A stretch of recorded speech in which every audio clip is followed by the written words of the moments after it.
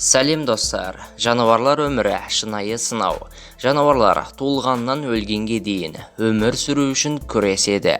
Кей кездері жануарлар арасындағы шайқас өліммен емес қашумен аяқталады. Бүгінгі видеода бейнеге алынған жануарлар шайқасын көрсететін боламыз. Ендеше видеоны бастаймыз.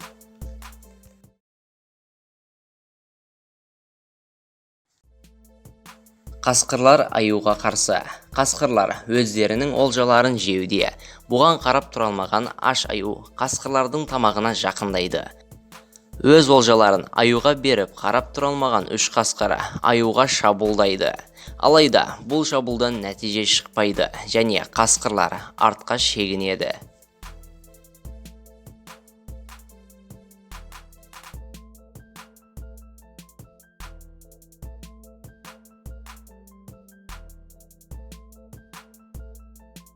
Арыстан жирафқа қарсы.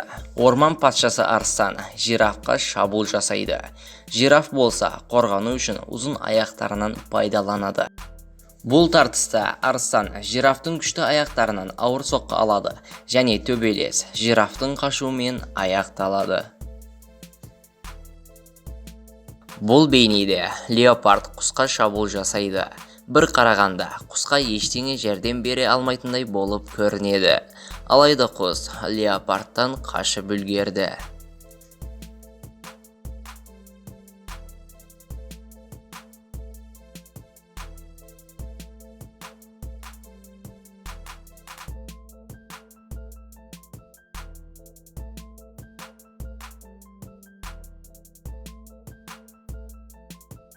Бұл бейне өте аянышты. Інінен алыстаған ана қоянның балаларына жылан шабуыл жасайды. Бұны көрген қоян жыланға қарсылық танытып, інінен қуып жібереді. Алайда бұл кезде қоянның балалары өлген еді.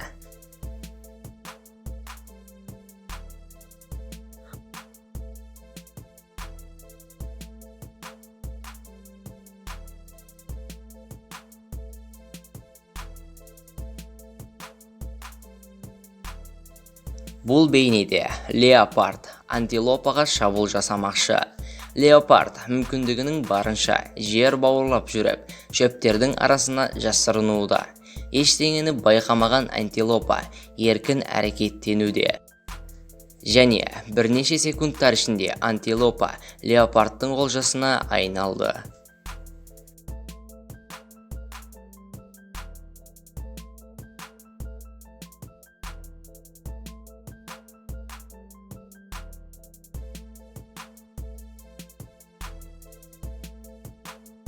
Бүркіт кобра жыланына қарсы. Олжа іздеген бүркіт кобраға шабуыл жасайды. Оңайлықпен беріле салғысы келмеген жылан бүркітке қарсылық танытады. Алайда бұнысынан түк те шықпайды.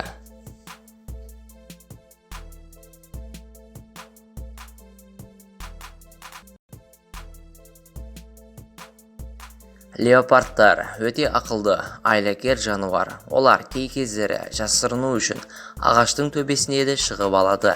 Осы бейнеде дәл осындай жағдайды көруіңіз мүмкін. Еш нәрсені байқамаған киіктер ағаштың астында еркін әрекет жасауда. Бір кезде леопард төбеден киіктерге шабуыл жасайды және де леопард олжалы болады.